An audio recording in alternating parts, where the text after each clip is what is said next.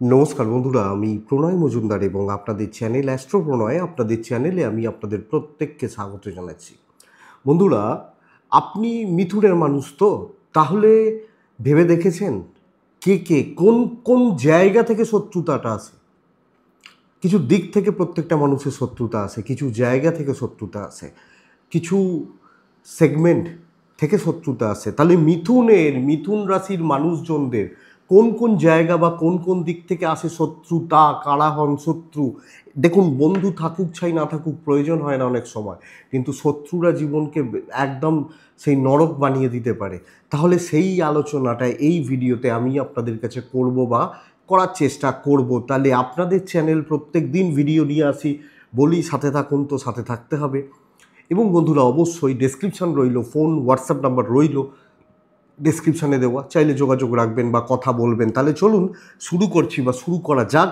আপনি মিথুনের মানুষ, আপনার কে শত্রু, কোন কোন দিক থেকে শত্রুতা আসে?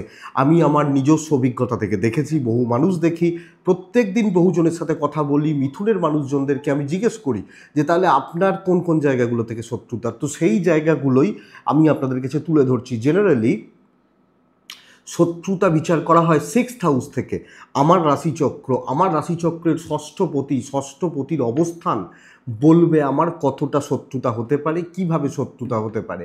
এবং যদি ষষ্ঠপতি মানুষের বলবান হয়ে যায় তাহলে কিন্তু হ্যাঁ, অনেক কিছু দিক অবশ্যই ভালো হয়, কিন্তু শত্রুরাও স্ট্রং হয়, এরা বুঝতে হবে। দেখবেন সেই কারণে যারা হায়ার র্যাঙ্কে চাকরি করেন তাদের শত্রুও হায়ার র্যাঙ্কের লোকজন। কারণ কি? তা সিক্সথ হাউস তাকে হায়ার র্যাঙ্কে পাঠিয়েছে, তার শত্রুগুলো সেই লেভেল থেকেই আসছে। এরকম কিছু ব্যাপার থাকে অবশ্যই। তো যাই হোক, সেটা বলছি না। মিথুন রাশির ক্ষেত্রে সিক্সথ হাউস, ষষ্ঠ ঘর হচ্ছে মঙ্গল, বৃশ্চিক রাশি। তো বৃশ্চিক রাশি মানে হচ্ছে মঙ্গলের ঘর, এবং মঙ্গলের ক্ষেত্রে মঙ্গল হচ্ছে ভাতৃকারক গ্রহ, ভাই বা ভাতৃকারক গ্রহ। হ্যাঁ, তাহলে জেনারেলি বুঝতে হবে মিথুনের জাতক বা জাতিকাদের নিজের জ্ঞাতি, নিজের ভাই, ভাতৃস্থানীয় ব্যক্তিরা শত্রুতা কিন্তু করেন। দু ভাই, খুড়তুতো ভাই, জারতুতো ভাই, ভাই মানে ভাই বা দাদা, ব্লাড, রক্ত বা দাদা ভাই, এদের থেকে শত্রুতা আসে। এবং এই শত্রুতা কিন্তু দীর্ঘদিন ধরে চলতে থাকে। এবং কিছু ক্ষেত্রে দেখবেন শত্রুতা মানে ওই রকম শুধু নয় যে মুখ দেখা দেখি বন্ধ হয়ে গেল, কথা বলা বন্ধ করে দিলাম, এটা শুধু নয়, এটা তো নয়। শত্রুতা মানে কি? বাড়িতে আছেন, তাদের উপস্থিতি, তাদের আচার আচরণ আপনাকে নানাভাবে প্রবলেমে ফেলছে, তারা কোনো না কোনোভাবে আপনাকে প্রত্যেক দিন নিয়মিতভাবে আপনাকে ইউজ করছে বা ব্যবহার করছে, এটাই শত্রুতা। তো এক নম্বর, আমি এর সাথে কিছু জিনিসকে অ্যাড করব। যাদের ভাই থাকে বা থাকে না, কাকা জ্যাঠা এবং দূর সম্পর্ক, মানে অনেকের ক্ষেত্রে হয় না যে আমার দেশের বাড়ি হয়তো মেদিনীপুরে, অনেকে বলেন দেখবেন যে আমার দেশের বাড়ি চন্দ্রকোনাতে, বা আমার দেশের বাড়ি হচ্ছে হয়তো কাঁথিতে, আমি কর্মসূত্রে থাকি হয়তো নিউ টাউনে, কর্মসূত্রে থাকি হয়তো চেতলাতে, এরকম থাকে। তো তো ওই জ্ঞাতি বা রক্ত সম্পর্কিত লোকজন, এবং বহু ক্ষেত্রে আমি দেখেছি এই শত্রুতা আসে প্রপার্টি থেকে, এবং আরও অনেক কিছু হতে পারে। কিন্তু এই এই জোনটা, এই জায়গাটা মিথুনের ক্ষেত্রে কিন্তু শত্রুতার জায়গা থাকে। তো বন্ধুরা, আপনি যখন মিথুনের মানুষ বা জাতক জাতিকা, এই দিকটা প্রথমত সাবধান। ধরুন এরকম হলো, খুব ভালো সম্পর্ক, খুব ভালো, কোনো শত্রুতার পরিবেশ বা জায়গা নেই, বাট সেই জায়গাটা যাতে তৈরি না হয় সেটা কিন্তু আপনি দেখবেন বা সেটা আপনি নজর রাখবেন, এটা কিন্তু প্রথম কথা। হ্যাঁ, তো এটা কিন্তু খেয়াল রাখতে হচ্ছে, এটা ফার্স্ট। 2 নম্বর, কর্মক্ষেত্র। আমি চাকরি করি, আপনি বিজনেস করেন, আরেকজন হয়তো অন্য কিছু করেন। কর্মর যে ক্ষেত্র, কর্মক্ষেত্রে নতুন যারা জয়েনিং করা লোকজন বা হঠাৎ করে পরিচিত লোকজন, হ্যাঁ কিছু ক্ষেত্রে হঠাৎ করেই পরিচিত লোকজনদের সঙ্গে বন্ধুত্বও হতে পারে, এই বন্ধুত্বটা কিন্তু শত্রুতায় রূপান্তরিত হয়। কর্মক্ষেত্র, হঠাৎ করে পরিচিত হওয়া কোনো লোকজন, ধরুন 4 মাসের আলাপ, দেখবেন আপনি বুঝতে পারবেন যে লোকটার আচার আচরণ পরিবর্তন হচ্ছে বা ভদ্রমহিলার আচার আচরণ পরিবর্তন হচ্ছে, এবং তারা কোনো না কোনোভাবে আপনাকে ইউজ করে ওঠার চেষ্টা করছে বা আপনাকে টোপ হিসাবে ব্যবহার করে নিজের কোনো কার্যসিদ্ধি করার চেষ্টা করছে। এরা কিন্তু মিথুন রাশির ক্ষেত্রে ভীষণ ইম্পর্টেন্ট পয়েন্ট।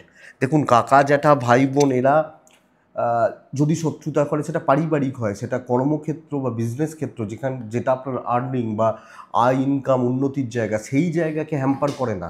কিন্তু এই লোকগুলো কর্মক্ষেত্রের নতুন জয়নিং করা লোকজন হতে পারেন। যে আমি একটা অফিসে 5 বছর চাকরি করছি, একটা ছেলে 2 বছর এসছে, সে গণ্ডগোল পাকাচ্ছে, আমাকে প্রবলেমে ফেলছে, আমাকে ব্যবহার করছে, এইটা। এবং কিছু ক্ষেত্রে কিছু সিনিয়র, সামান্য সিনিয়র, একদম ওপরে সিনিয়র নয়, সামান্য একটু সিনিয়র,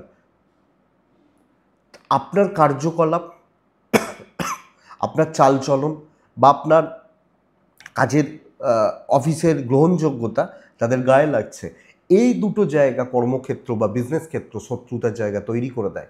তাহলে প্রথম থিংস ছিল জ্ঞাতি বা ভাই, 2 নম্বর হচ্ছে কর্মক্ষেত্রে বন্ধুত্ব। অবশ্যই এদের সাথে ইনিশিয়াল স্টেজে আপনার বন্ধুত্ব বা ভালো সম্পর্ক থাকবে।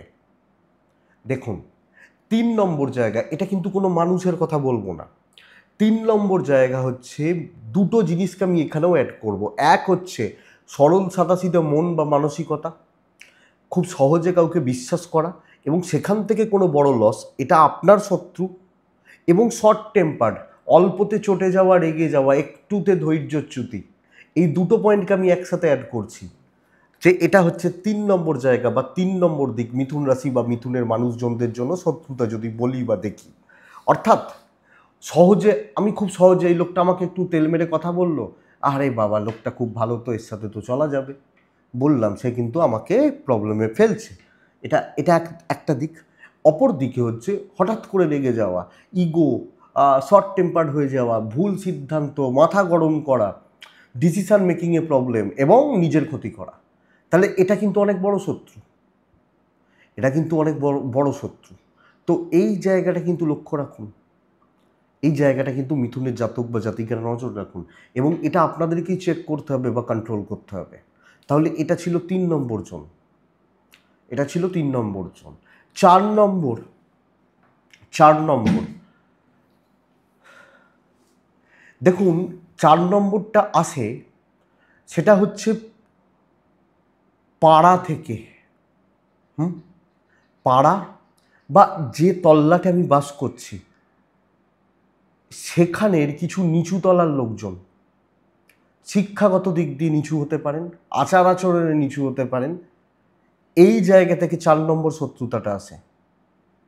এবং কিছু ক্ষেত্রে তারা কিছু মানে পলিটিক্যাল বলবো না, তাদের কিছু কানেকশানস থাকে বা কিছু থাকে। এটা 4 নম্বর দিক, পাড়া। এবং ওই পাড়ার মধ্যে আপনি যে লোকগুলোর সাথে মিশছেন তারা একটু নিচু তলার লোকজন হবেন, এইটা কিন্তু খেয়াল রাখতে হবে। এবং এরা এরা যদি ক্ষতি করে, এরা সম্মানহানি করে, এরা সম্মানহানি করে।